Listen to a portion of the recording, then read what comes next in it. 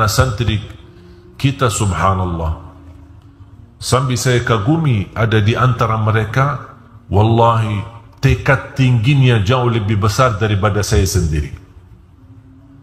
Dan saya ketika merasa diri malas, merasa diri turun semangatnya, saya bertemu dengan mereka, bertambah semangat. Tak pernah mereka capek membaca Al-Quran dari pagi sampai malam, mengulangi berkali-kali. Sampai ada di antara mereka yang tamat alhamdulillah hafalan di usia 13 tahun, hafal 30 juz.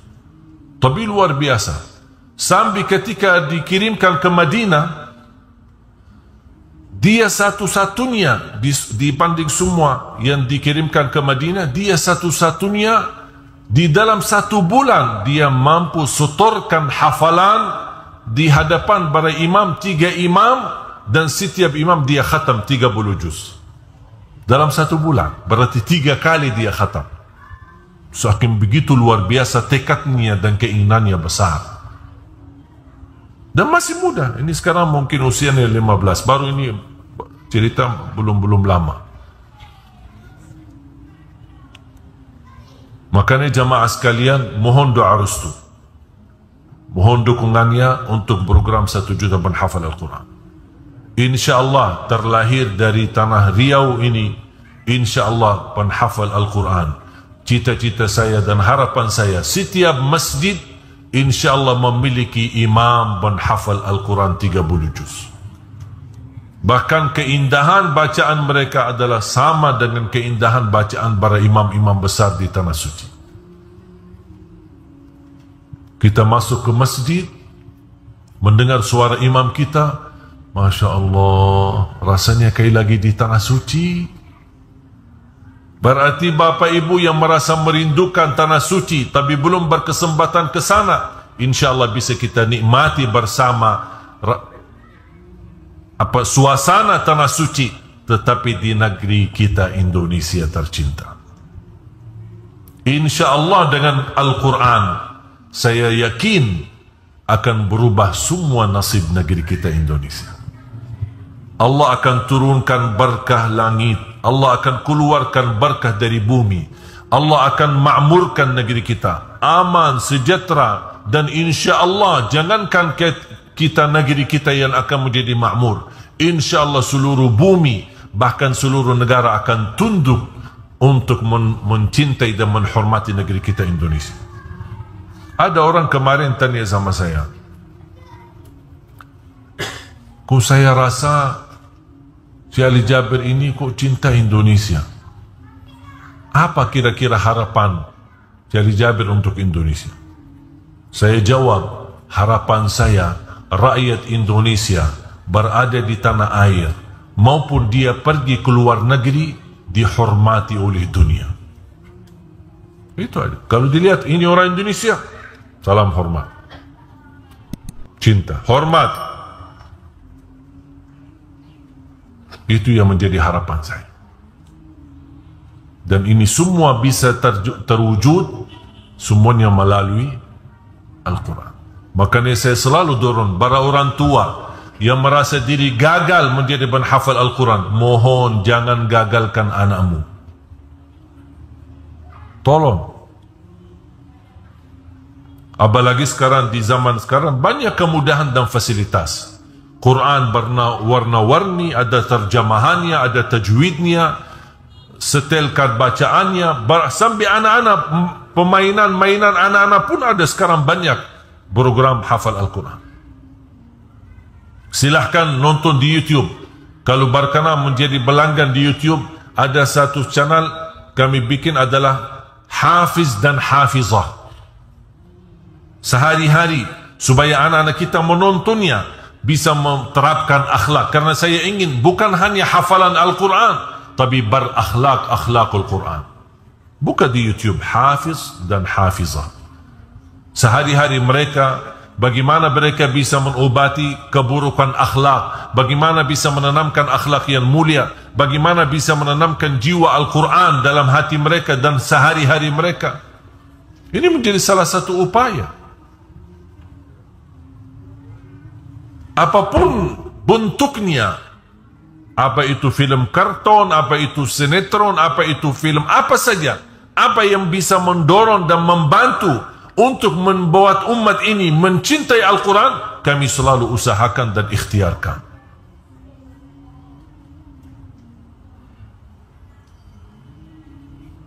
Sambil insyaAllah kita akan masih sambat kita berdialog dengan sahabat saya Rafi Ahmad.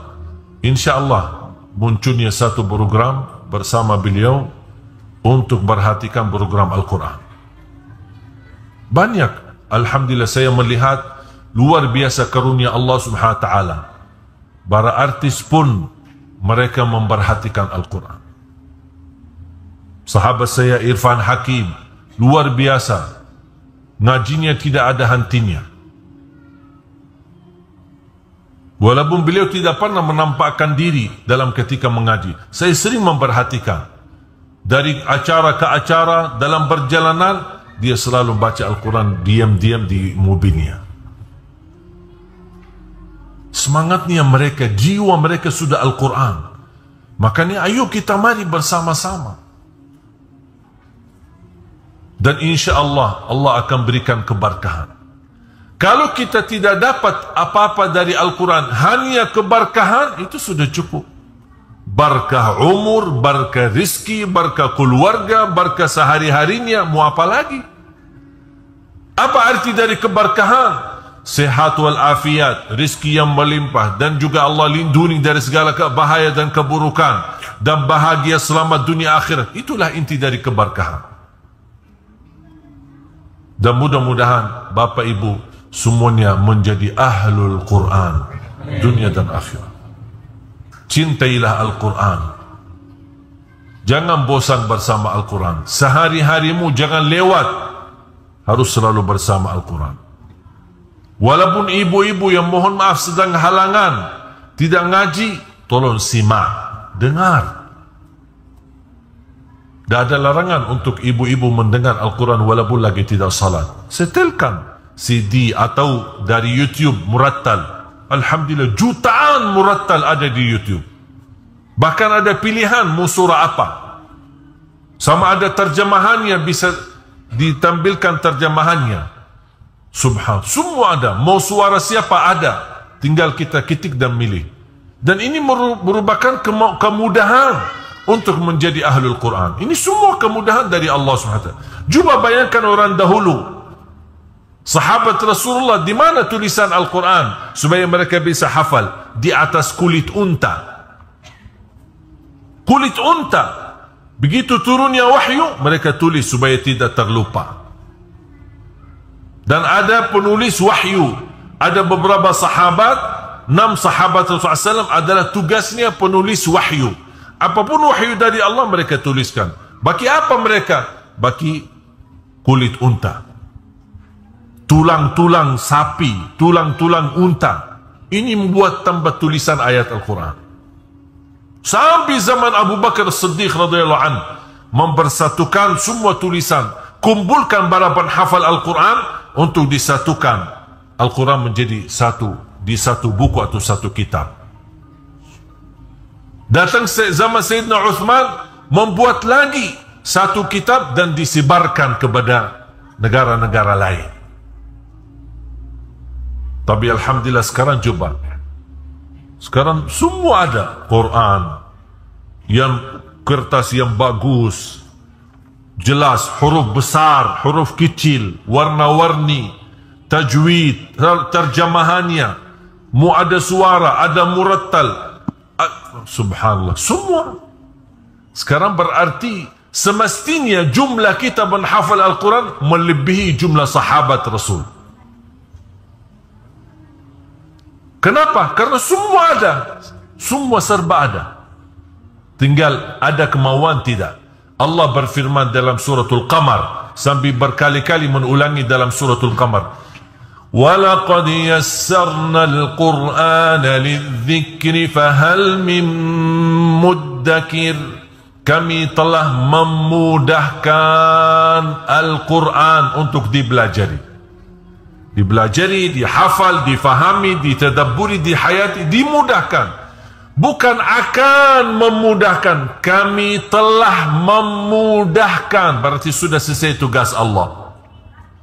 Fahal min muddakir, siapa yang mau belajar, berarti kalau ada kemauan dapat janji Allah. Allah janji, kami telah memudahkan Al-Quran untuk dibelajari.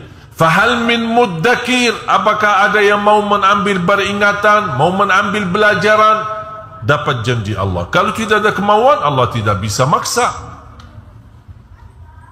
Karena Allah tidak pernah maksa. La yukallifullahu nafsan, Allah tidak pernah maksa. Tapi kemauannya itu sejauh apa? Kira-kira semangat menjadi ahlul Quran demi kebaikan negeri kita, demi kebaikan keturunan kita. InsyaAllah kita bersama-sama menjadi wasilah dan ikhtiar melalui, kalau orang bertawassul kepada orang salih, kalau tawassul saya kepada Al-Quran, itu wasilah saya. Wasilah saya kemakmuran Indonesia Al-Quran, keberkahan ekonominya, keberkahan politiknya, keberkahan sosialnya, kemakmuran dunianya, dan insyaAllah akan Allah ridha kepada negeri kita menjadi baldatun tayyibatun wa rabbun ghafur, dan Al-Quran. Mudah-mudahan Bapak Ibu diberikan kemuliaan oleh Allah SWT bersama Al-Quran, disucikan hatinya, dibersihkan jiwanya, diampuni segala dosanya. Ya Allah, atas izinmu kami bersama-sama bertemu di masjid ini. Ya Allah, berilah kepada kami kesempatan dan kemuliaan bersama-sama bertemu kembali di dalam surgamu ya Allah, bersama Nabi Muhammad sallallahu alaihi wasallam. Ya Allah, berilah kepada kami karunia menjadi penghafal Al-Quran, berakhlak-akhlakul Quran.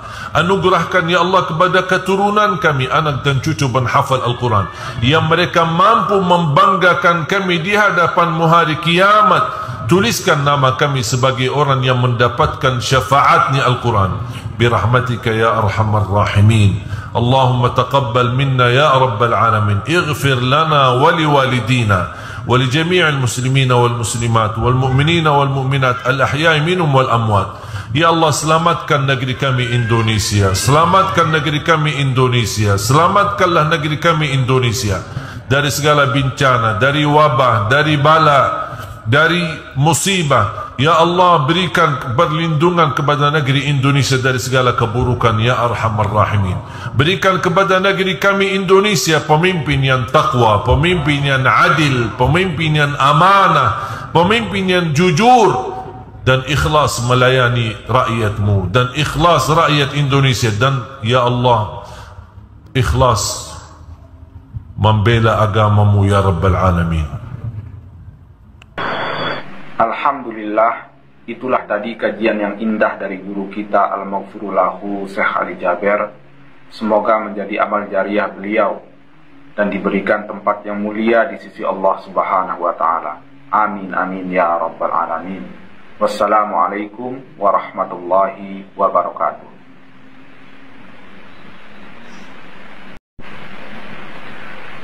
Bismillahirrahmanirrahim. Assalamualaikum warahmatullahi wabarakatuh.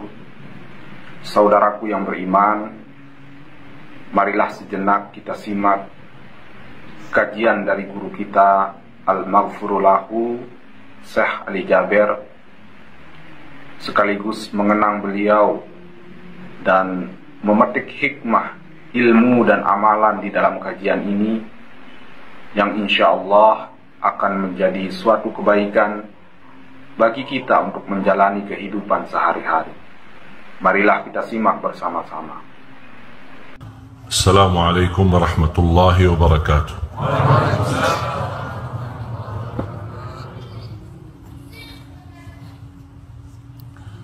Alhamdulillahi rabbil alamin. Ashhadu an la ilaha illallah wahdahu la sharika lahu waliyus salihin. وأشهد أن سيدنا ونبينا محمدا عبده ورسوله الصادق الأمين. اللهم صل وسلم وبارك على سيدنا محمد وعلى آله وصحبه ومن تبعهم بإحسان إلى يوم الدين. سبحانك لا علم لنا إلا ما علمتنا إنك أنت العليم الحكيم. Alhamdulillah syukrillah,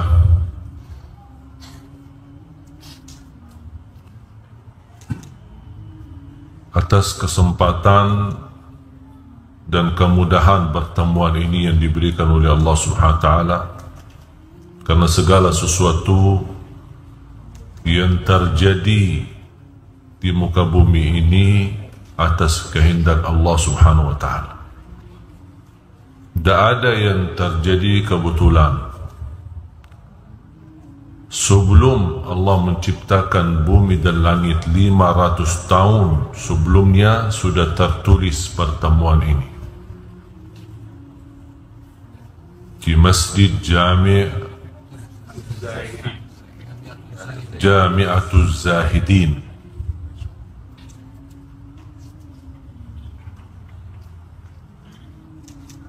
Para pengurus, takmir masjid, para imam, muazzin, para jamaahnya sekalian, semoga semua dimuliakan dan diberkahi Allah Subhanahu wa taala.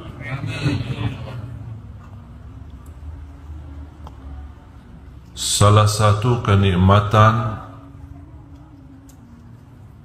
yang sangat berharga bagi kita semua sebagai umat Islam adalah kita bagian dari umat Nabi Muhammad sallallahu alaihi wasallam. Dan kita semestinya merasakan nikmat itu. Kita terpilih menjadi umat Nabi Muhammad. Nabi Musa saja berkeinginan menjadi umat Nabi Muhammad, karena Nabi Musa bersama umatnya termasuk umat yang cukup banyak dan besar. Dan sebelum bertemu Nabi Muhammad, dia mengira umatnya yang terbesar.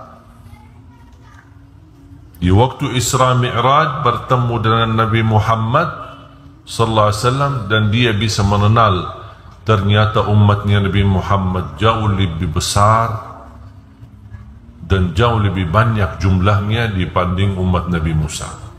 Ibarat satu ekor kambing yang putih, polos, ada satu bulunya warna hitam. Kira-kira nampak nggak yang warna hitam?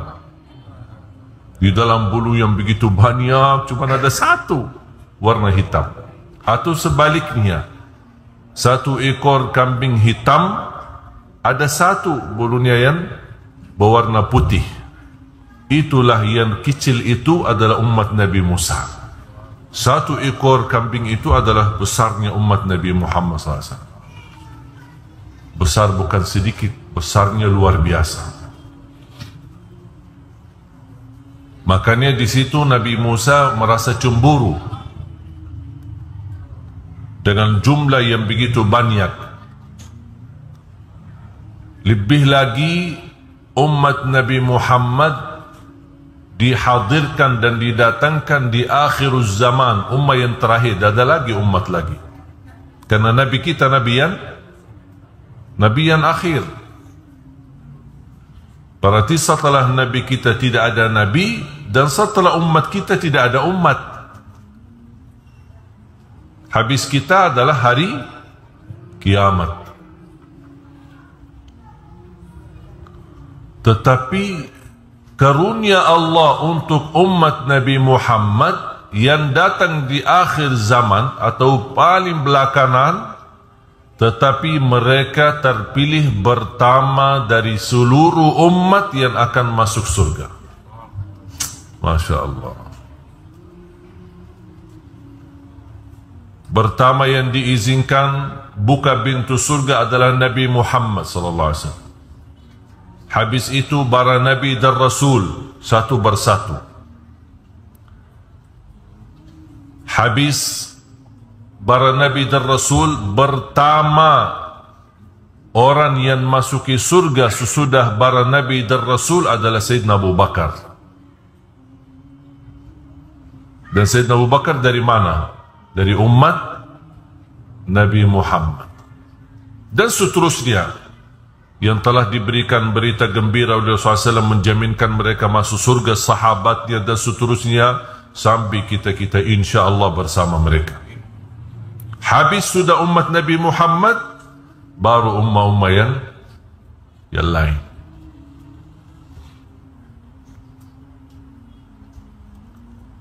Dan salah satu kelebihan umat Nabi Muhammad SAW, kita akan bersama Rasulullah. Karena Rasul sebelum masuk surga menunggu kita. Tak ada umat yang ditunggu oleh nabinya. Kita aja Nabi Muhammad yang menunggu kita. Bagaimana bisa Nabi Muhammad mentandai umatnya di dalam sekian banyak umat-umat yang lain? Cuba kalau kita sekarang hitungan manusia katanya 5, 6 atau 7 miliar yang ada di bumi, yang muslim maupun non-muslim.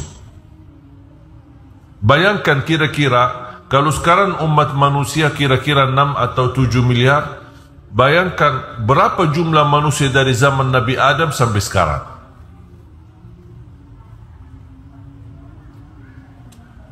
Apalagi di masa yang akan datang kita tidak tahu berapa lama lagi.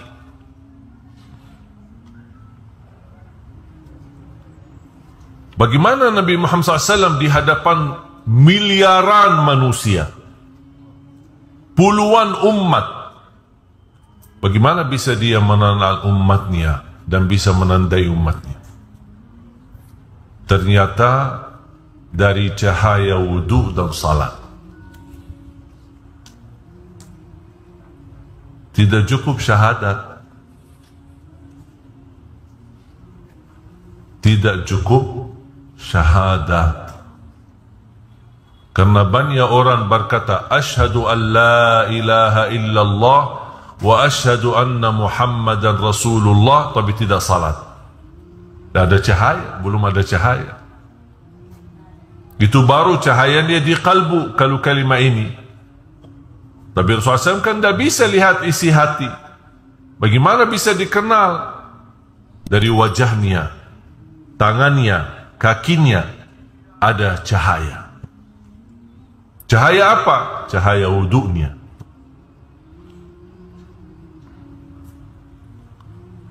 Dan tidak mungkin orang wudu tapi tidak salat. Ada enggak orang wudu tapi tidak salat? Suka jaga wudu tapi tidak pernah salat, ada enggak? Mungkin ada orang salat tapi tidak wudu. Pernah enggak lihat ada orang salat tapi tidak wudu?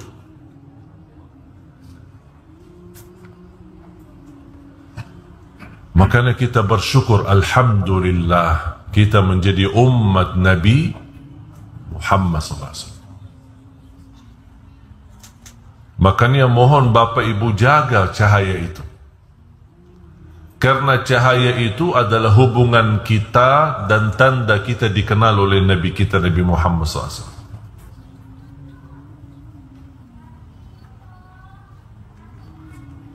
Nabi Muhammad SAW menunggu kita di hadapan pintu. Buat apa Nabi Muhammad menunggu?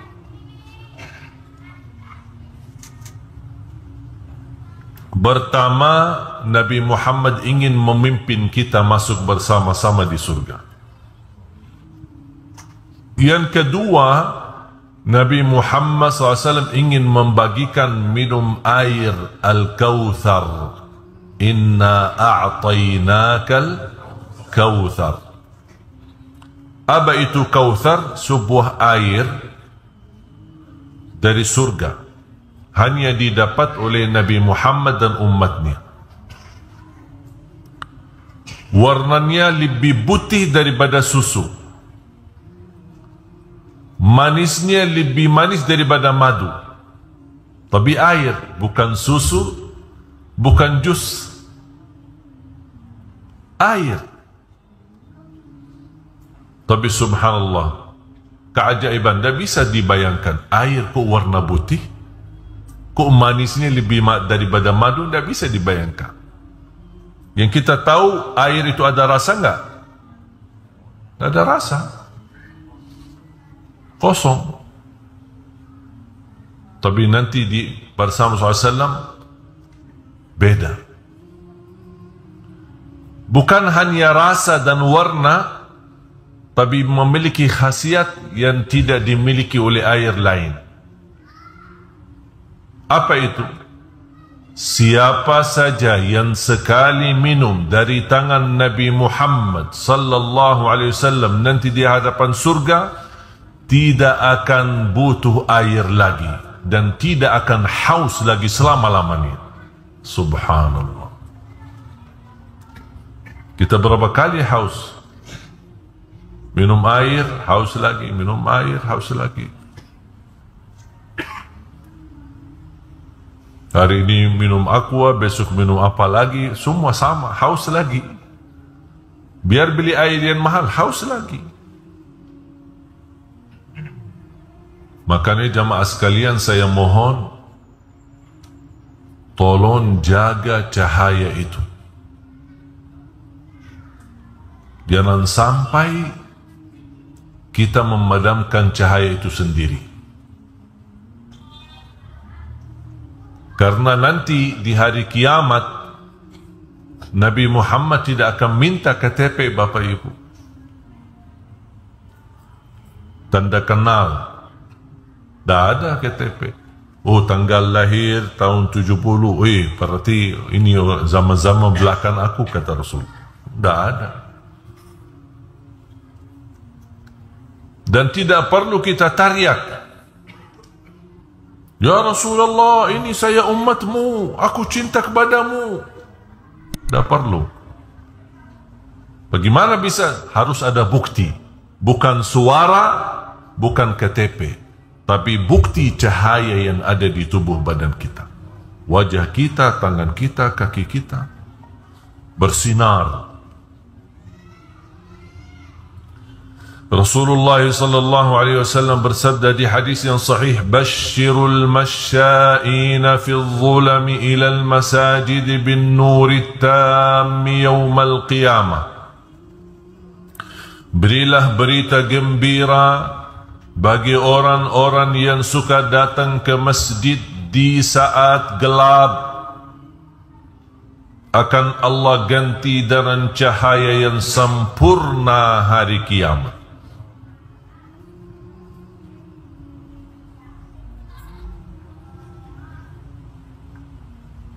Berarti kita jaga salat, apalagi datang ke masjid di saat gelap, ada balasannya. Selain pahala 10 kali lipat, selain kita mendapatkan salat berjamaah lebih besar 27 kali lipat dibanding salat sendiri, selain kita setiap langkah satu derajat, satu langkah satu kebaikan, satu langkah menghapuskan dosa, dan langkah-langkah itu pulang pergi.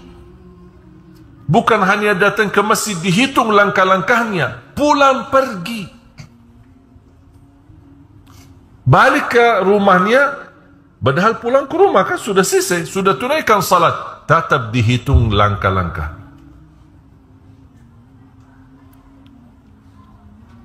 Kemarin pas saya berbicara masalah langkah, ada orang, terus gimana kalau naik motor? Gimana hitungan langkahnya? Saya bilang, kalau soal hitungannya jangan khawatir, Allah tidak akan salah hitung. Yang penting kita harus tahu mampu menghitungkan dosa kita. Kalau soal hitungan Allah tidak pernah salah. Yang penting jangan kita salah hitung dosa kita.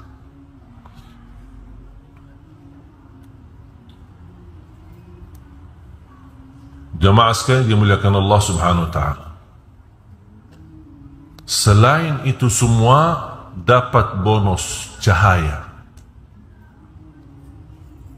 Cahaya yang sempurna di hari kiamat.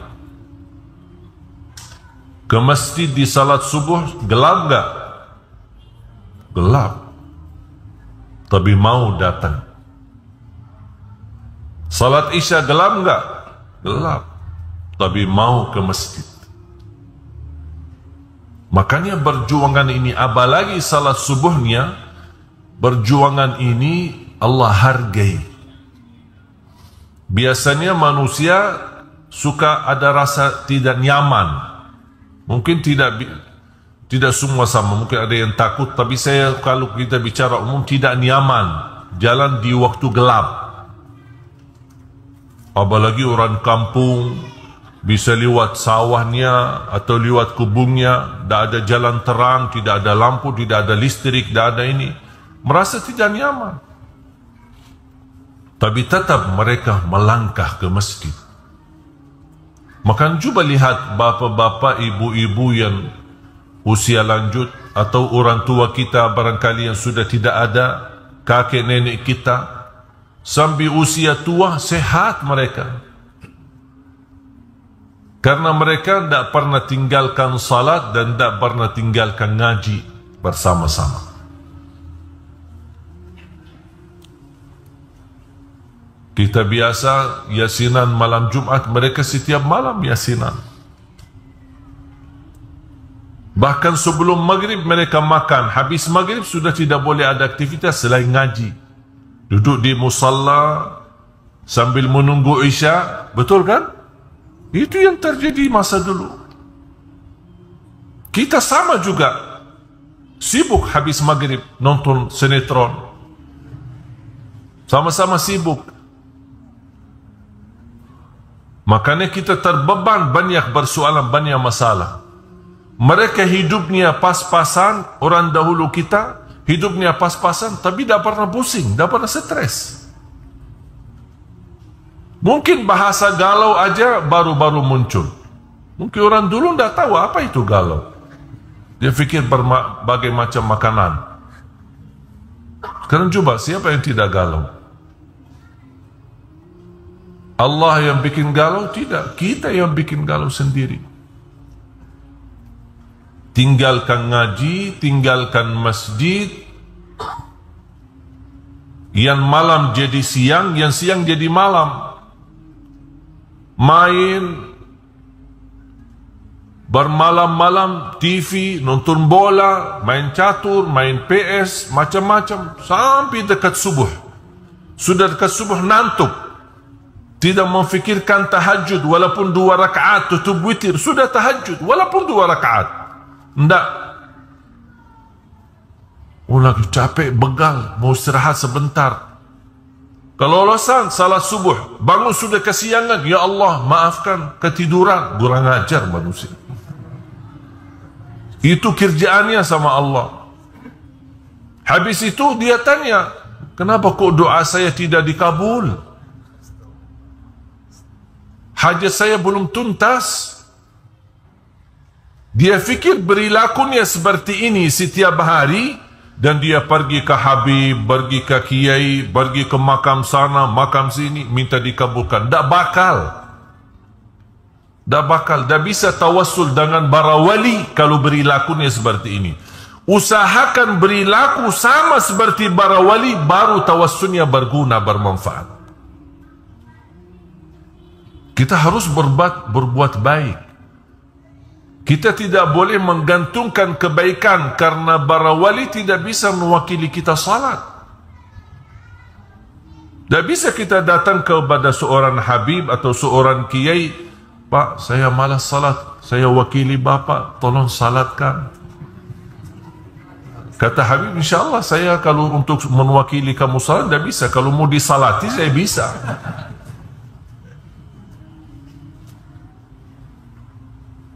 Berarti ada amalan yang tidak bisa diwakili orang lain. Kita harus kerjakan. Salat kita, ngaji Al-Quran, kita berbuat kebaikan, tahajud, jaga salat sunnah duha, sunnah tahiyatul masjid, masuk sunnah wudu. Apapun kebaikan yang kita bisa lakukan, jangan kita tinggalkan. Dengan segala upaya, ikhtiar yang kita lakukan, walaupun ada kekurangan, barangkali ada kekurangan khusyuk, ada kekurangan, belum bisa sempurna ibadah kita, tolong Mbak Kiai, tolong Mbak Habib, tolong doakan. Itu namanya ikhtiar. Ada usaha. Habis kita usaha, baru kita boleh. Tak apa-apa kita minta tolong orang salih mendoakan. Ulama kita yang kita pandangi mereka sebagai orang salih, minta doanya. Rasulullah SAW menwasiatkan sahabat, kalau kalian bertemu dengan Uwais Al-Qarani, minta doanya. Mana yang lebih mulia? Sayyidina Abu Bakar, Sayyidina Umar atau Uwais Al-Qarani? Ya, jauh lebih besar kemuliaan Sayyidina Abu Bakar, Sayyidina Umar. Mereka cukup mendapatkan kemuliaan mendampingi Rasul. Itu sudah cukup. Bersama Rasul, membela Rasul, berjuangan sama Rasul, makanya dimakamkan bersama Rasul di samping Rasul SAW. Tapi cuba bayangkan, Rasul SAW menyuruh mereka, carilah Uwais. Kalau kalian ketemu, minta doanya. Berarti boleh minta doa orang salih. Walaupun kita merasa berbuat kebaikan, menjaga salat, menjaga, tidak apa-apa. Orang salih minta doa sama orang salih.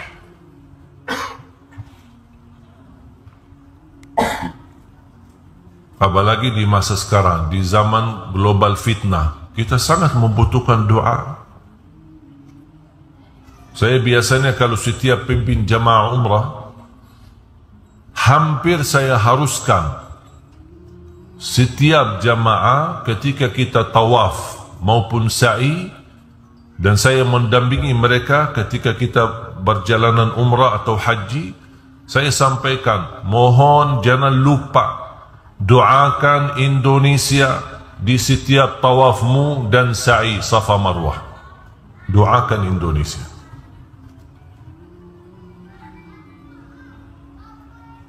Minimal khususkan 1 kali tawaf, 1 kali sa'i Safa Marwah, 1 kali aja, 1 kali tawaf atau sa'i kita khususkan untuk negeri kita Indonesia. Karena negara kita juga butuh doa. Kemarin pas hari Merdeka kan ada tayangan di TVRI. Saya bersama Ustaz Yusuf Mansur doa untuk negeri. Di samping kita tausiah, sekalian kita doakan. Apalagi zaman sekarang, zaman fitnah, serba salah, bersoalan ekonomi, bersoalan politik. Kita doakan daripada kita hujat, kita lawan pemerintah, kita berbuat masalah, tidak ada habisnya. Tapi kita doakan. InsyaAllah dengan doa kita Allah rubah nasib menjadi lebih baik. Mungkin kalau ada yang merasa masa sekarang belum ada perubahan, InsyaAllah datang satu zaman berubah semua. Tak mungkin semua kegelapan itu selama-lamanya. Sepanjang kegelapan itu pasti ada satu saat terbitnya matahari. Tak mungkin malam itu selama-lamanya. Sabar, kita tunggu dan kita doakan. Masih banyak ada orang-orang di pimpinan di negeri kita ini, insya-Allah orang yang baik, orang yang salih, orang yang takwa. Mungkin mereka belum berkesempatan, mungkin doa kita kurang kencang. Kita doa, jangan putus asa, doa untuk Indonesia, untuk presiden kita, wakil presiden kita, para pimpinan negeri kita, semua kita doakan. Allah berikan hidayah. Allah pimpinlah mereka agar mereka mencintai ulama, menghormati ulama, membela rakyat, memuliakan rakyat, memakmurkan negeri kita Indonesia. Kita doakan.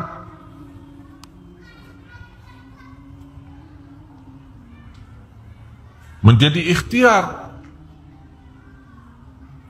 Karena kemarin salah satu usaha dan ikhtiar kita, masing-masing sudah memilih. Betul? ada yang merasa tidak sesuai pilihannya, ada yang merasa sesuai pilihannya, ada yang merasa gagal, ada yang merasa kecewa. Berbagai macam perasaan muncul.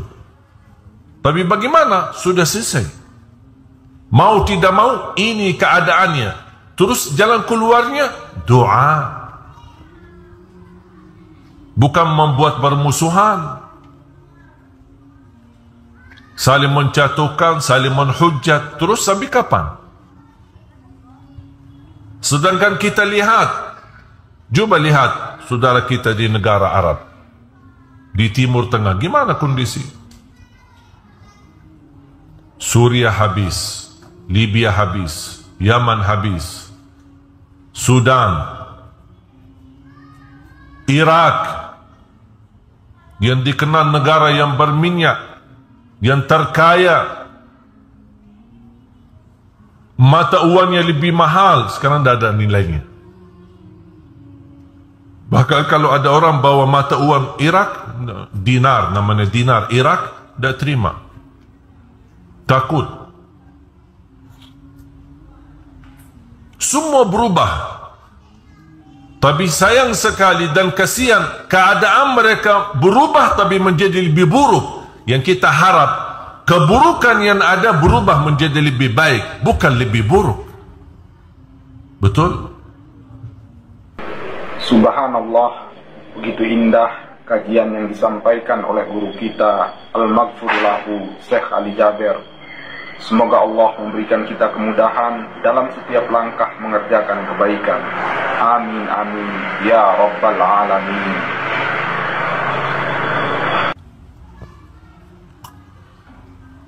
Makanya di samping ikhtiar kita, selain doa, alhamdulillah kita membangun program mencetak 1 juta penghafal Al-Quran. Dan alhamdulillah program ini jalan. Dan alhamdulillah didukung oleh banyak para pejabat kita, para pimpinan negeri kita, banyak yang alhamdulillah mendukung, para kiai, para habaib, sangat membantu program ini. Dan insyaAllah termasuk membangun 100 markas untuk binaan 1 juta penghafal Al-Quran. Di antaranya insyaAllah di Tanah Riau ini.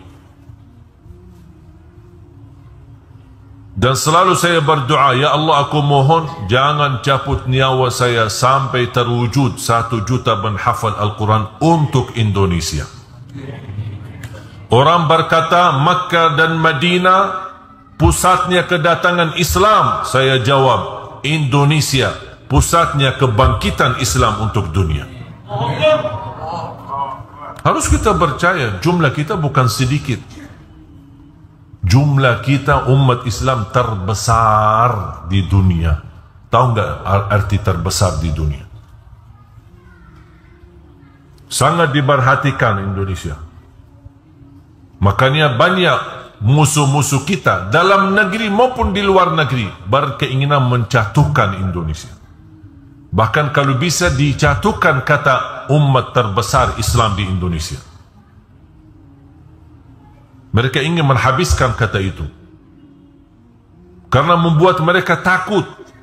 Walaupun sayang sekali umat terbanyak begitu dan terbesar, tapi belum bersatu.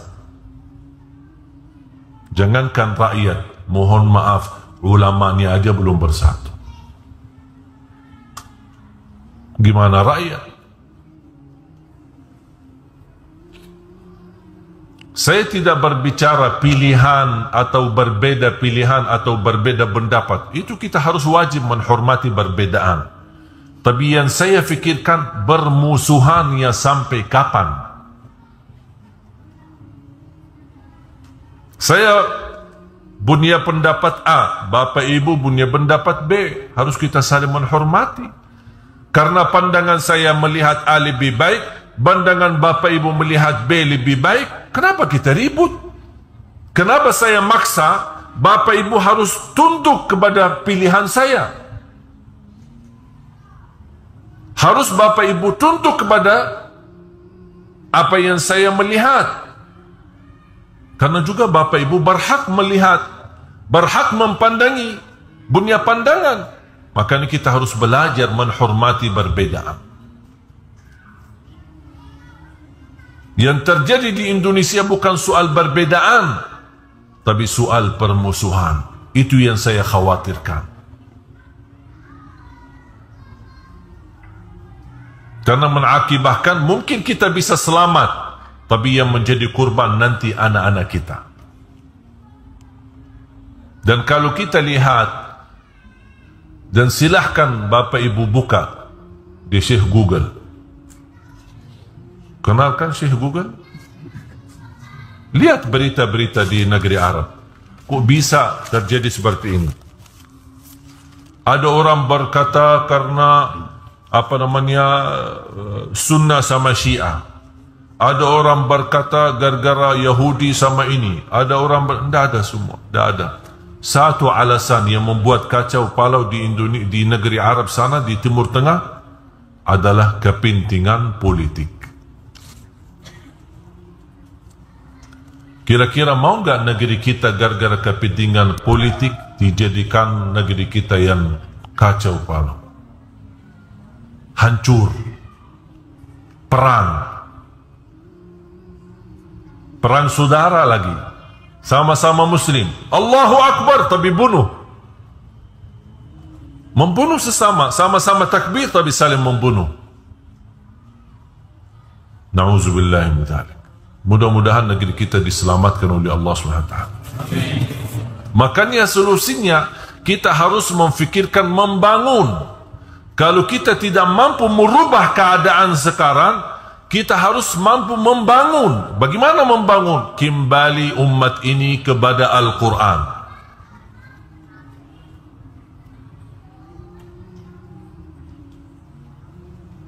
Ada orang teriak, kita mau kembalikan khilafah, harus kita bangun khilafah. Suruh baca suratul Fatihah aja tidak bisa. Membangun khilafah, Al-Fatihah aja tidak bisa benar. Masih salah baca Al-Fatihah. Umat ini tidak bisa ditolong oleh Allah selain dengan Al-Quran. Kunci keselamatan, kunci kemenangan, kunci kemakmuran, kunci dilindungi oleh Allah dari segala bahaya dan keburukan Al-Quran. Kalau kita batu dan tunduk kepada Al-Quran, semua bumi akan tunduk kepada kita. Bagaimana kita lihat umat Islam terbesar di dunia, 54% tidak bisa ngaji. Berarti lebih dari separuh rakyat Indonesia tidak bisa baca Quran. Malu enggak kita? Bagaimana kita bisa mendapatkan pertolongan Allah? Jangan-jangan kita selama puluhan tahun salat, tapi tidak ada satu pun diterima oleh Allah karena Fatihahnya tidak benar. Alhamdulillahi Rabbil Alamin, dia baca Alhamdulillahi Rabbil Alamin, rubah makna. Alhamdulillahi Rabbil Alamin, segala puji bagi Allah, dirubah Alhamdulillahi Rabbil Alamin, artinya Allah mati. Satu huruf ha jadi ha, rubah makna, batal salatnya. Dia tidak tahu.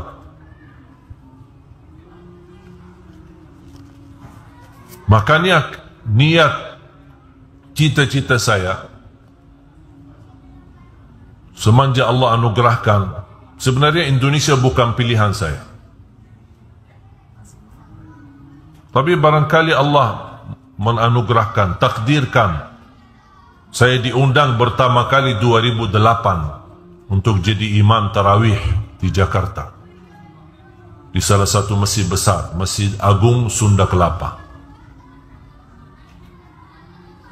Dari situ alhamdulillah menjadi imam tarawih, nampaknya senang jamaah dan semakin ramai sampai heboh di media, di TV dan lain-lain. Waktu itu saya belum bisa bahasa Indonesia, cuma satu kalimat, bagus.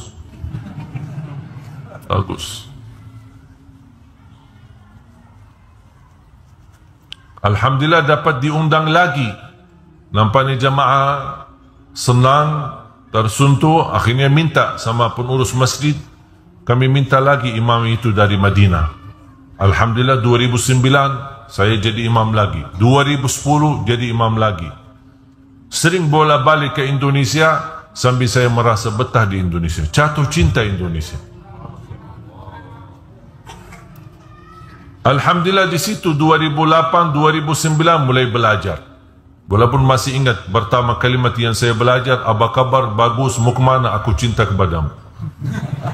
Itu aja yang saya hafal. Tapi belum tahu artinya waktu itu. Itu aja, setiap ketemu orang, Assalamualaikum, apa kabar, bagus, mau kemana, aku cinta kepadamu. Orang bingung, apaan ini? Tapi Alhamdulillah, karunia dari Allah.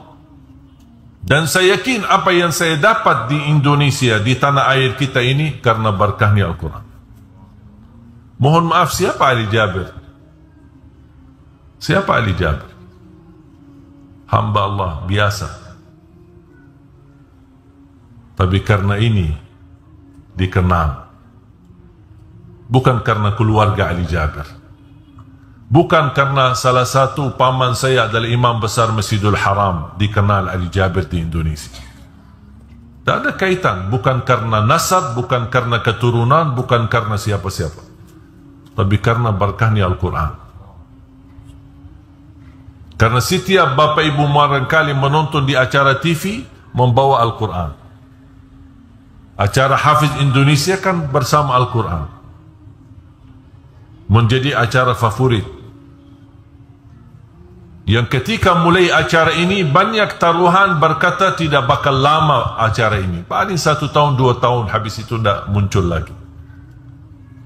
Dan Alhamdulillah bisa kita tunjukkan sampai titik ini masih acara Hafiz Indonesia menjadi acara yang terbaik di seluruh acara TV.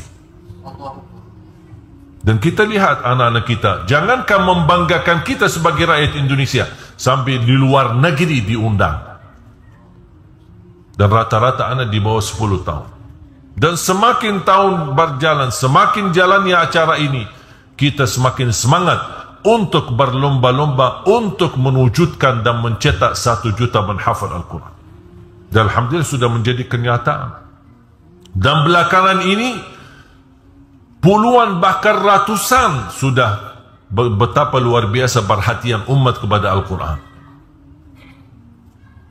Makanya saya berkata ini kesempatan. Banyak kami terima wakaf, berubah tanah, wakaf berubah rumah, ada yang membayarkan tunainya, ada yang menitipkan emasnya, macam-macam. Luar biasa semangatnya jemaah untuk Al-Quran. Makanya Allah balas, Allah lahirkan anak-anak penghafal Al-Quran. Dan mudah-mudahan ada di antara mereka adalah anak bapa ibu. Ketika saya melihat sebuah video di YouTube, Presiden Turki ke negeri Inggris, ada kunjungan. Dah tahu saya lupa tahun berapa, beberapa tahun yang lalu, Presiden Turki Erdogan dia pergi ke Inggris. Habis selesai kunjungan, bertemu dengan Raja Inggris dan Perdana Menteri Inggris, dia mampir ke salah satu daerah yang banyak umat Islam. Sekalian beliau meresmikan masjid termegah dan termewah di Inggris, di kota London. Dia resmikan. Sampai air hujan itu dimanfaatkan dan disalurkan menjadi air wudu. Ada alat, dipasangkan alat dan salurannya yang sangat canggih. Kemudian mereka bikin air itu bisa dimanfaatkan buat tanam-tanaman dan sekalian buat wudu.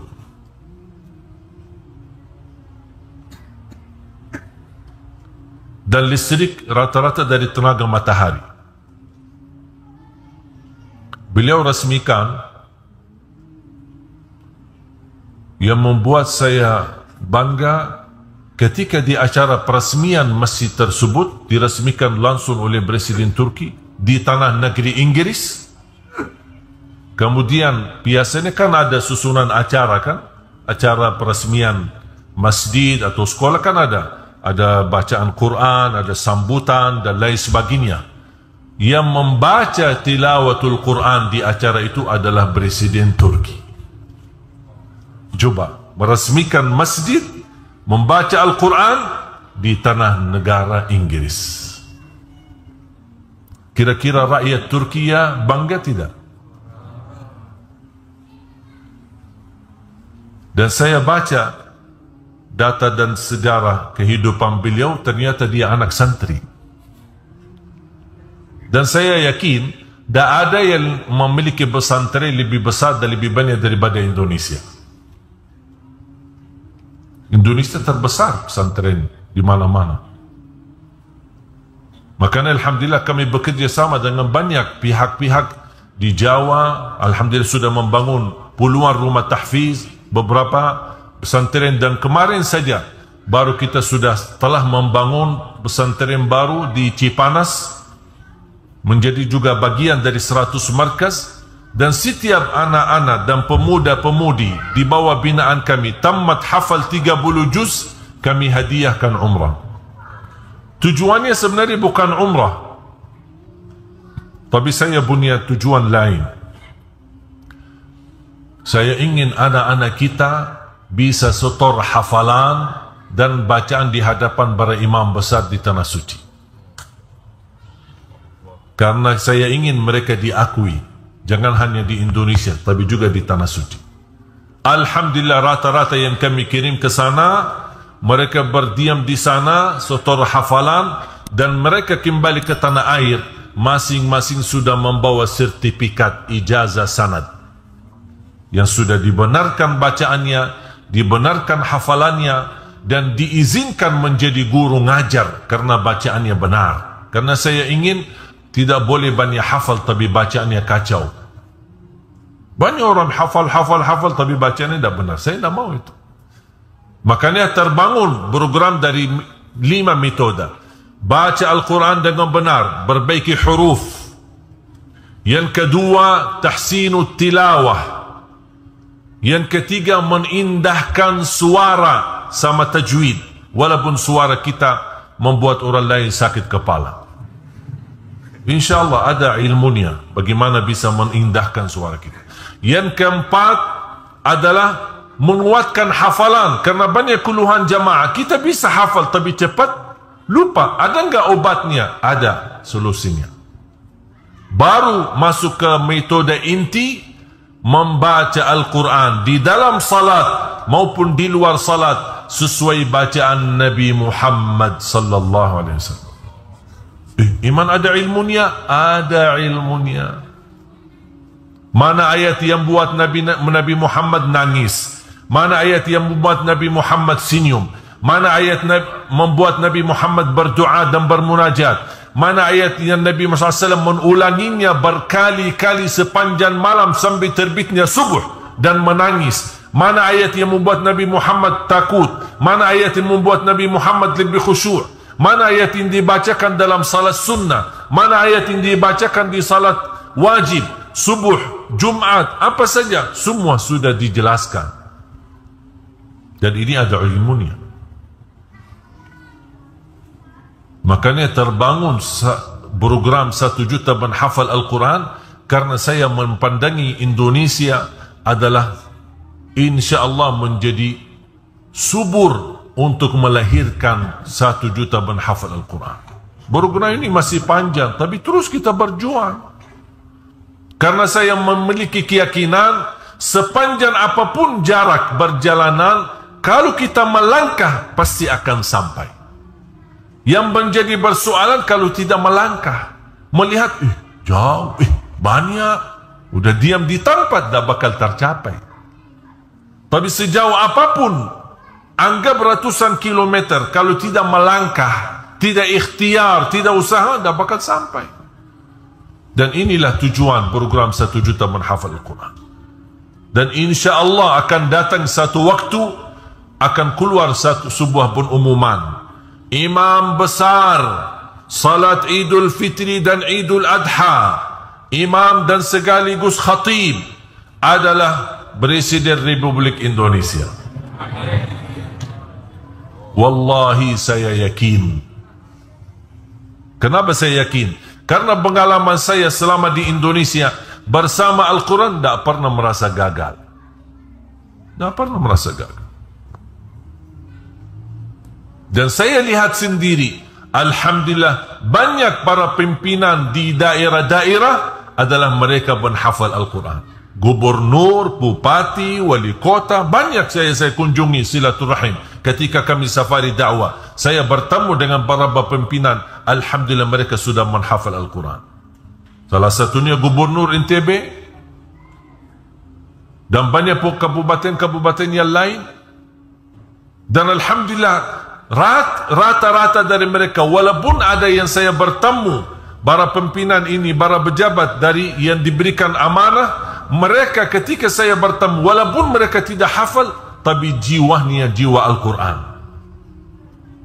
Banyak daerah yang saya kunjungi dari kabupaten, semua rata-rata program mereka perhatian kepada Al-Quran. Bagaimana Al-Quran, tolong diajak kerjasama untuk kita membangun desa kita, membangun kampung kita. Dan ini kalau kita tidak bersatu bersama-sama, tidak bisa kita bangun. Mohon maaf, saya bukan dari keturunan Raja Salman. Saya bisa tuntaskan semua. Kita bersama-sama, ayo kita sama-sama membangun. Ayo Bapak Ibu, ayo mari-mari kita ikhlas, tulus untuk melipatkan diri kita dalam program ini. Barangkali kita gagal menjadi penghafal Al-Quran, tapi saya percaya dan yakin, insya-Allah kita bersama, dari tenaga fikiran, dari tenaga fisik, dari keilmuan, dari sisa harta kita, nafkah, sedekah, zakat, apapun, seberapapun, insya-Allah semuanya akan menjadi saksi baik, dan mudah-mudahan tertulis nama kita di hari kiamat sebagai Ahlul Quran. Wallahi Al-Quran indah, nikmat. Saya kemarin ketika membaca Al-Quran, dan alhamdulillah menkhatam berkali-kali, saya cari satu kata, apa ya kira, apa yang saya rasakan, ingin saya sampaikan kepada jemaah. Tapi kadang-kadang sesuatu perasaan ini, indahnya, manisnya ini, tidak bisa diungkap, tidak bisa disampaikan. Sambil saya fikir, kira-kira apa kata-kata yang paling pas. Saya ingin betul apa yang saya rasakan bisa dirasakan oleh Bapak Ibu.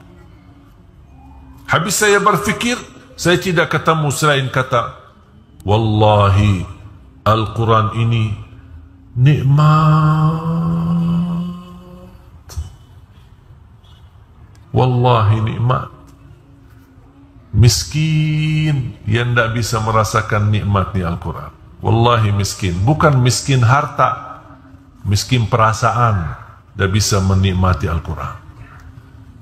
Kitab ini bukan kitab biasa, bukan tulisan manusia, tapi kitab ini diturunkan oleh Allah, kalamullah. Kata guru saya, barang siapa yang ingin mendengar Allah bicara, baca Al-Quran. Kalau belum bisa merasakan nikmatnya melalui baca, sima', dengar, murattal-murattal, sambil renungkan fikiranmu, hatimu, supaya bisa menikmati. Sempurna kitab ini, tidak ada sedikit pun kebatilan di dalamnya, bahkan tidak ada keraguan. Dzalikal kitabu la raiba fih, dan menjadi petunjuk bagi kita, hudal lil muttaqin. Indahnya wallah, indahnya membaca, indahnya menyimak, mendengar, indahnya mendukung, indahnya berinfak, indahnya semua, apapun yang terlibat, segala sesuatu yang terlibat dalam Al-Quran, bersama Al-Quran, apapun bentuknya, wallahi nikmat. Bayangkan Bapak Ibu yang memberikan infaknya, sedekahnya, kemudian kita meninggal dunia, dan semua infak kita yang menjadi wasilah dan sebab terlahir 1 juta penghafal Al-Quran. Dan anak-anak kita ini setiap hari dari pagi sampai malam baca Al-Quran. Berarti selama anda di dalam kuburan, Allah setorkan pahala bacaan mereka. Terus. Padahal kita sudah mati, dah ada amalan lagi. Tapi karena sedekah kita ternyata membawa manfaat. Dan saya kenal banyak anak-anak santri kita, subhanallah. Sambil saya kagumi ada di antara mereka, wallahi tekad tingginya jauh lebih besar daripada saya sendiri.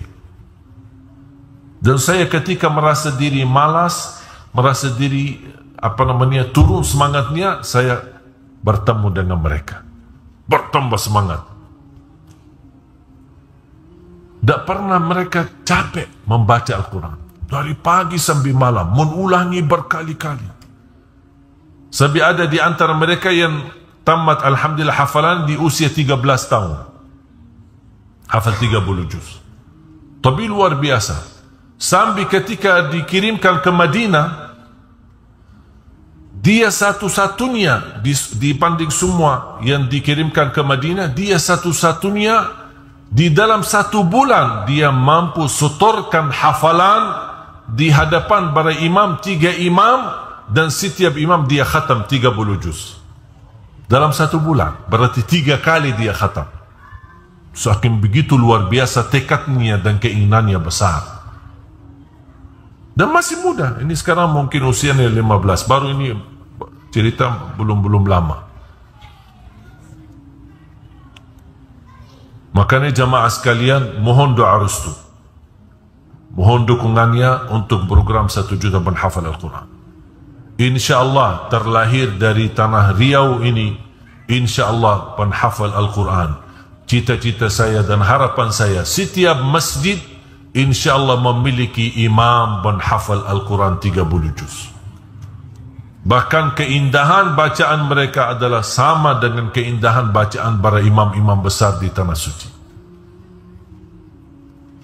Kita masuk ke masjid, mendengar suara imam kita, Masya Allah, rasanya kayak lagi di tanah suci.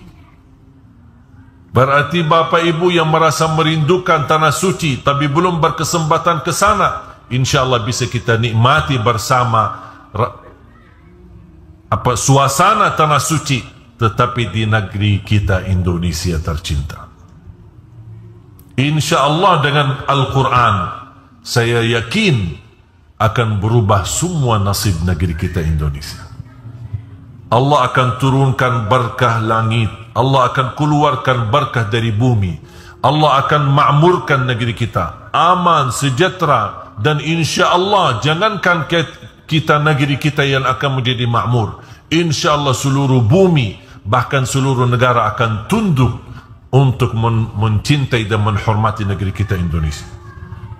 Ada orang kemarin tanya sama saya, kok saya rasa Syekh Ali Jabir ini kok cinta Indonesia? Apa kira-kira harapan Syekh Ali Jabir untuk Indonesia?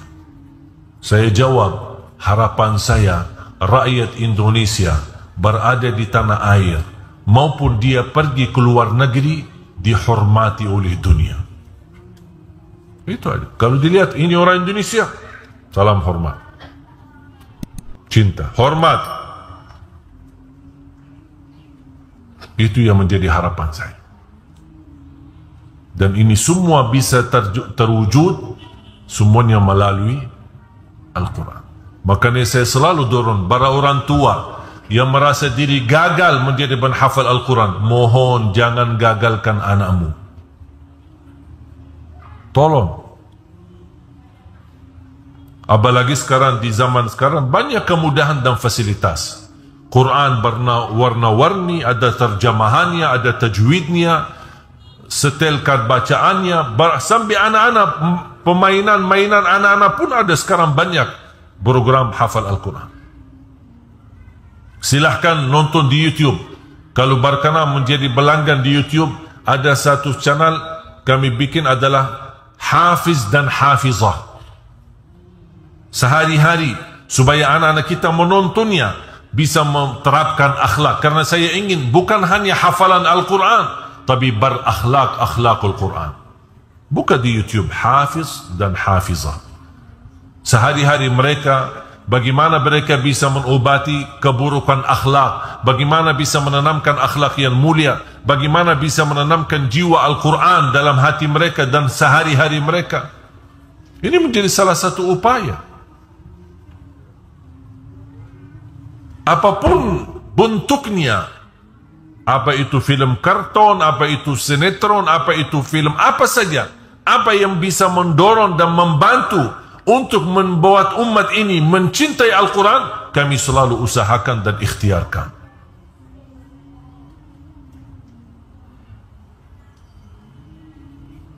Sambil insyaAllah kita akan masih sambat kita berdialog dengan sahabat saya Rafi Ahmad. InsyaAllah munculnya satu program bersama beliau untuk perhatikan program Al-Quran. Banyak, alhamdulillah, saya melihat luar biasa karunia Allah Subhanahu wa taala. Para artis pun mereka memperhatikan Al-Quran. Sahabat saya Irfan Hakim luar biasa, ngajinya tidak ada hentinya. Walaupun beliau tidak pernah menampakkan diri dalam ketika mengaji, saya sering memperhatikan dari acara ke acara dalam perjalanan. Dia selalu baca Al-Quran diam-diam di mobilnya. Semangatnya mereka, jiwa mereka sudah Al-Quran. Makanya ayo kita mari bersama-sama. Dan insyaAllah Allah akan berikan keberkahan. Kalau kita tidak dapat apa-apa dari Al-Quran, hanya keberkahan, itu sudah cukup. Berkah umur, berkah rizki, berkah keluarga, berkah sehari-harinya, mau apa lagi? Apa arti dari keberkahan? Sehat walafiat, rizki yang melimpah, dan juga Allah lindungi dari segala bahaya dan keburukan, dan bahagia selamat dunia akhirat. Itulah inti dari keberkahan. Dan mudah-mudahan Bapak Ibu semuanya menjadi ahlul Quran dunia dan akhirat. Cintailah Al-Quran. Jangan bosan bersama Al-Quran. Sehari-harimu jangan lewat, harus selalu bersama Al-Quran. Walaupun ibu-ibu yang mohon maaf sedang halangan tidak ngaji, tolong simak, dengar. Tidak ada larangan untuk ibu-ibu mendengar Al-Quran walaupun lagi tidak salat. Setelkan CD atau dari YouTube murattal. Alhamdulillah, jutaan murattal ada di YouTube. Bahkan ada pilihan mau surah apa. Sama ada terjemahannya, bisa ditampilkan terjemahannya. Subhan, semua ada. Mau suara siapa ada. Tinggal kita ketik dan milih. Dan ini merupakan kemudahan untuk menjadi ahlul Quran. Ini semua kemudahan dari Allah SWT. Cuba bayangkan orang dahulu, sahabat Rasulullah, di mana tulisan Al-Quran supaya mereka bisa hafal? Di atas kulit unta. Kulit unta. Begitu turunnya wahyu, mereka tulis supaya tidak terlupa. Dan ada penulis wahyu. Ada beberapa sahabat, 6 sahabat Rasulullah SAW adalah tugasnya penulis wahyu. Apapun wahyu dari Allah mereka tuliskan. Bagi apa mereka? Bagi kulit unta, tulang-tulang sapi, tulang-tulang unta. Ini membuat tambah tulisan ayat Al-Quran.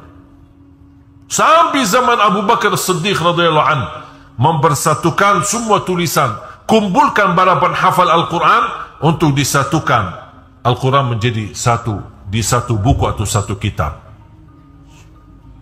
Datang zaman Sayyidina Uthman membuat lagi satu kitab dan disebarkan kepada negara-negara lain. Tapi alhamdulillah sekarang coba. Sekarang semua ada Quran yang kertas yang bagus, jelas, huruf besar, huruf kecil, warna-warni, tajwid, terjemahannya, mu ada suara, ada murattal. Subhanallah, semua. Sekarang berarti semestinya jumlah kita menghafal Al-Quran melebihi jumlah sahabat Rasul. Kenapa? Karena semua ada, semua serba ada. Tinggal ada kemauan tidak. Allah berfirman dalam suratul Qamar, sambil berkali-kali mengulangi dalam suratul Qamar, وَلَقَدْ يَسَّرْنَا الْقُرْآنَ لِلذِّكْرِ فَهَلْ مِن مُدَّكِرٍ. Kami telah memudahkan Al-Quran untuk dipelajari. Dipelajari, dihafal, difahami, ditadabburi, dihayati, dimudahkan. Bukan akan memudahkan, kami telah memudahkan. Berarti sudah selesai tugas Allah. Fahal min muddakir, siapa yang mau belajar, berarti kalau ada kemauan dapat janji Allah. Allah janji, kami telah memudahkan Al-Quran untuk dipelajari. Fahal min muddakir, apakah ada yang mau mengambil peringatan, mau mengambil belajaran, dapat janji Allah. Kalau tidak ada kemauan, Allah tidak bisa maksa. Karena Allah tidak pernah maksa. La yukallifullahu nafsan, Allah tidak pernah maksa. Tapi kemauannya itu sejauh apa? Kira-kira semangat menjadi ahlul Quran demi kebaikan negeri kita, demi kebaikan keturunan kita. InsyaAllah kita bersama-sama menjadi wasilah dan ikhtiar melalui, kalau orang bertawassul kepada orang salih, kalau tawassul saya kepada Al-Quran, itu wasilah saya. Wasilah saya kemakmuran Indonesia Al-Quran, keberkahan ekonominya, keberkahan politiknya, keberkahan sosialnya, kemakmuran dunianya. Dan insyaAllah akan Allah ridha kepada negeri kita menjadi baldatun tayyibatun wa rabbun ghafur dan Al-Quran.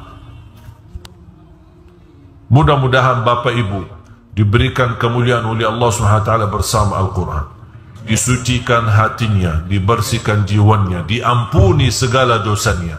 Ya Allah, atas izinmu kami bersama-sama bertemu di masjid ini. Ya Allah, berilah kepada kami kesempatan dan kemuliaan bersama-sama bertemu kembali di dalam surgamu ya Allah, bersama Nabi Muhammad sallallahu alaihi wasallam.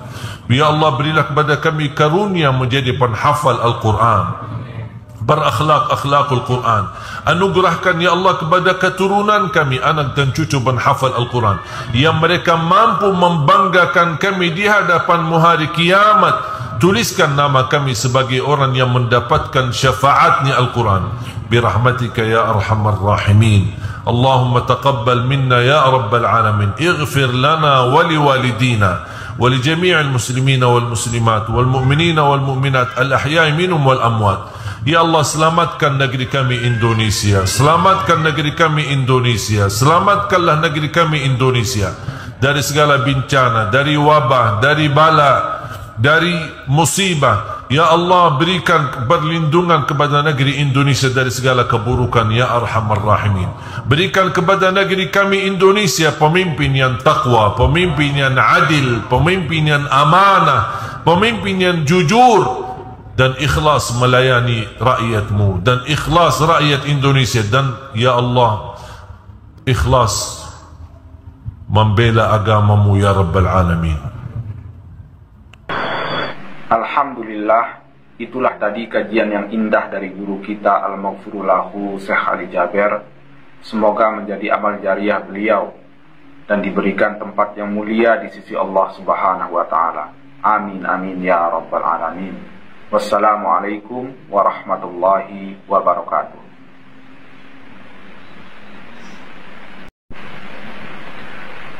Bismillahirrahmanirrahim. Assalamualaikum warahmatullahi wabarakatuh.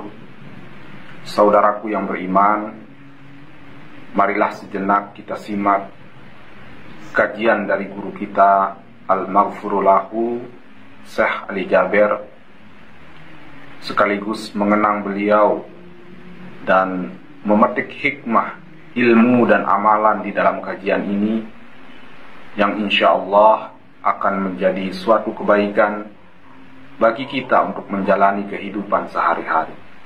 Marilah kita simak bersama-sama. Assalamualaikum warahmatullahi wabarakatuh.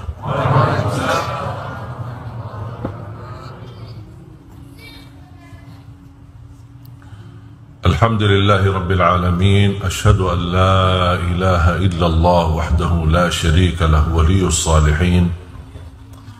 وأشهد أن سيدنا ونبينا محمدا عبده ورسوله الصادق الأمين اللهم صل وسلم وبارك على سيدنا محمد وعلى آله وصحبه ومن تبعهم بإحسان إلى يوم الدين.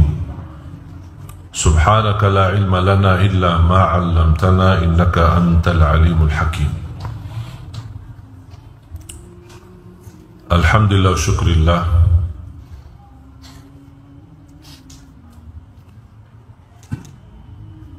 atas kesempatan dan kemudahan pertemuan ini yang diberikan oleh Allah Subhanahu wa taala, karena segala sesuatu yang terjadi di muka bumi ini atas kehendak Allah Subhanahu wa taala.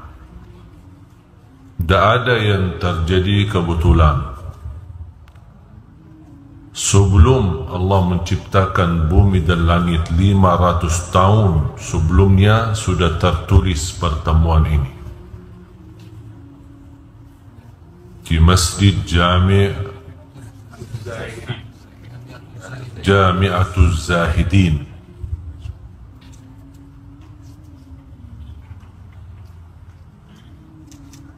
Para pengurus, takmir masjid, para imam, muazzin, para jamaahnya sekalian, semoga semua dimuliakan dan diberkahi Allah Subhanahu wa taala.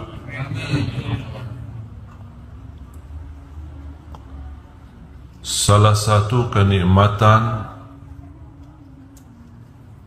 yang sangat berharga bagi kita semua sebagai umat Islam adalah kita bagian dari umat Nabi Muhammad sallallahu alaihi wasallam.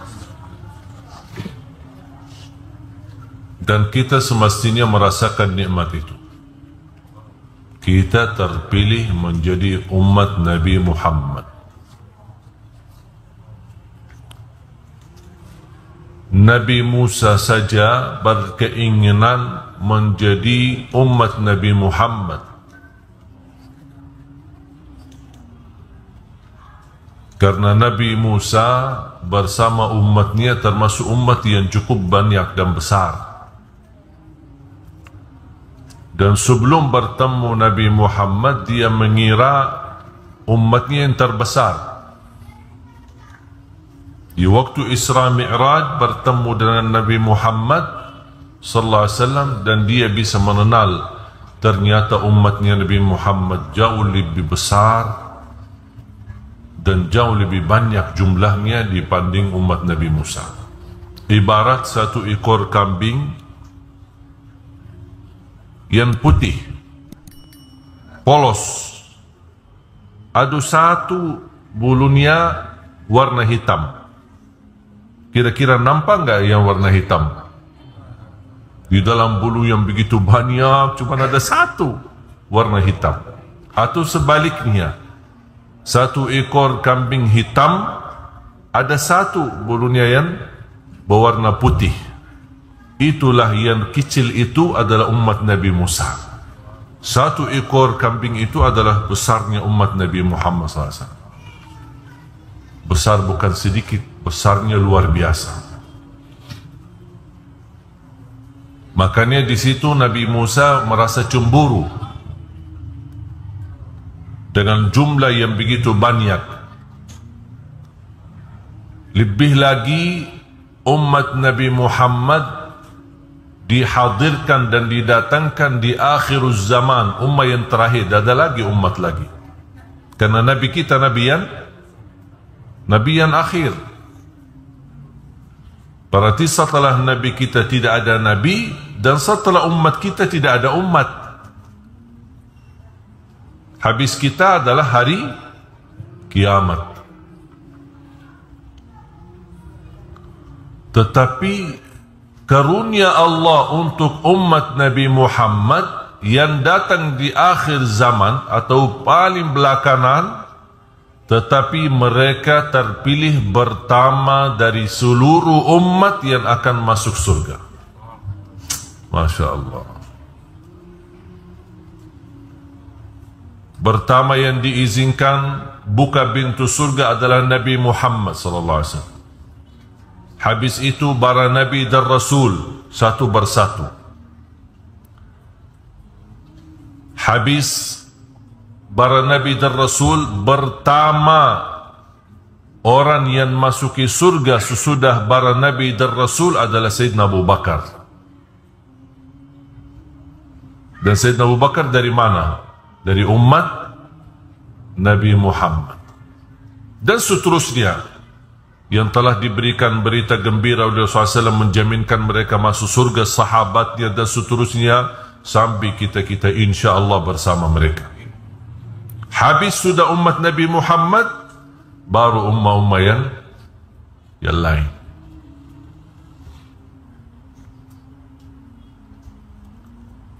Dan salah satu kelebihan umat Nabi Muhammad SAW, kita akan bersama Rasulullah. Karena Rasul sebelum masuk surga menunggu kita. Tak ada umat yang ditunggu oleh nabinya. Kita aja Nabi Muhammad yang menunggu kita. Bagaimana bisa Nabi Muhammad mentandai umatnya di dalam sekian banyak umat-umat yang lain? Coba kalau kita sekarang hitungan manusia katanya 5, 6 atau 7 miliar yang ada di bumi, yang muslim maupun non-muslim. Bayangkan kira-kira kalau sekarang umat manusia kira-kira 6 atau 7 miliar, bayangkan berapa jumlah manusia dari zaman Nabi Adam sampai sekarang.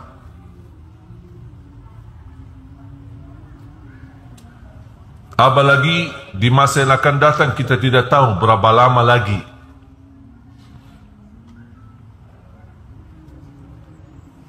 Bagaimana Nabi Muhammad SAW di hadapan miliaran manusia, puluhan umat, bagaimana bisa dia mengenal umatnya dan bisa menandai umatnya? Ternyata dari cahaya wudu dan salat. Tidak cukup syahadat, tidak cukup syahadat. Karena banyak orang berkata asyhadu an la ilaha illallah wa asyhadu anna Muhammadan Rasulullah, tapi tidak salat. Tidak ada cahaya, belum ada cahaya. Itu baru cahayanya di kalbu kalau kalimat ini. Tapi Rasulullah SAW kan tidak bisa lihat isi hati. Bagaimana bisa dikenal? Dari wajahnya, tangannya, kakinya ada cahaya. Cahaya apa? Cahaya wudunya.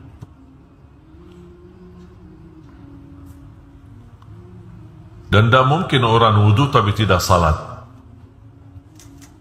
Ada enggak orang wudu tapi tidak salat? Suka jaga wudu tapi tidak pernah salat, ada enggak? Mungkin ada orang salat tapi tidak wudu. Pernah enggak lihat ada orang salat tapi tidak wudu?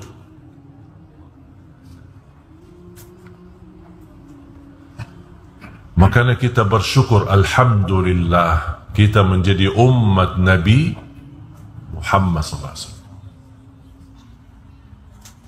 Makanya mohon Bapak Ibu jaga cahaya itu. Karena cahaya itu adalah hubungan kita dan tanda kita dikenal oleh Nabi kita, Nabi Muhammad SAW.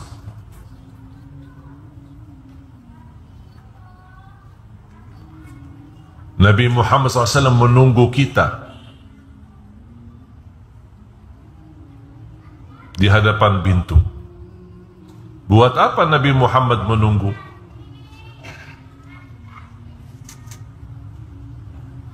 Pertama, Nabi Muhammad ingin memimpin kita masuk bersama-sama di surga. Yang kedua, Nabi Muhammad SAW ingin membagikan minum air Al-Kawthar. Inna a'tainakal Kawthar. Apa itu Kawthar? Sebuah air dari surga. Hanya didapat oleh Nabi Muhammad dan umatnya. warnanya lebih putih daripada susu, manisnya lebih manis daripada madu.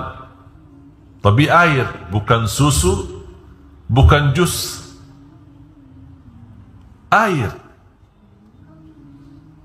Tapi subhanallah, keajaiban, tidak bisa dibayangkan. Air kok warna putih, kok manisnya lebih daripada madu, tidak bisa dibayangkan. Yang kita tahu, air itu ada rasa enggak? Tidak ada rasa, kosong. Tapi nanti bersama SAW beda. Bukan hanya rasa dan warna, tapi memiliki khasiat yang tidak dimiliki oleh air lain. Apa itu?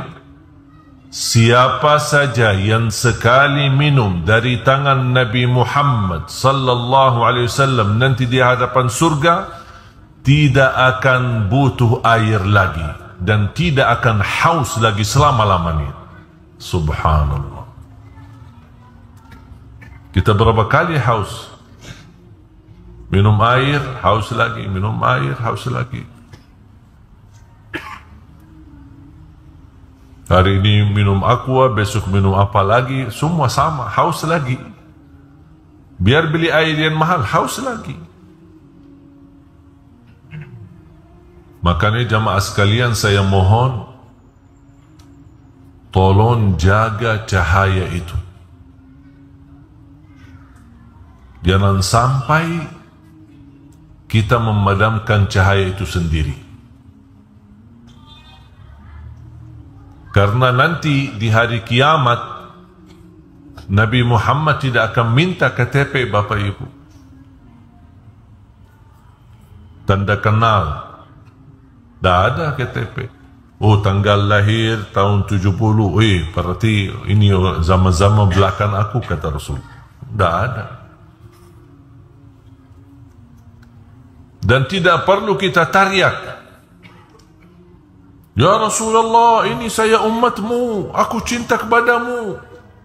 Tidak perlu. Bagaimana bisa? Harus ada bukti. Bukan suara, bukan KTP, tapi bukti cahaya yang ada di tubuh badan kita. Wajah kita, tangan kita, kaki kita bersinar. Rasulullah sallallahu alaihi wasallam bersabda di hadis yang sahih, "Basyirul masya'ina fil zulami ila al masajid bin nuri tam yaumal qiyamah." Berilah berita gembira bagi orang-orang yang suka datang ke masjid di saat gelap, akan Allah ganti dengan cahaya yang sempurna hari kiamat.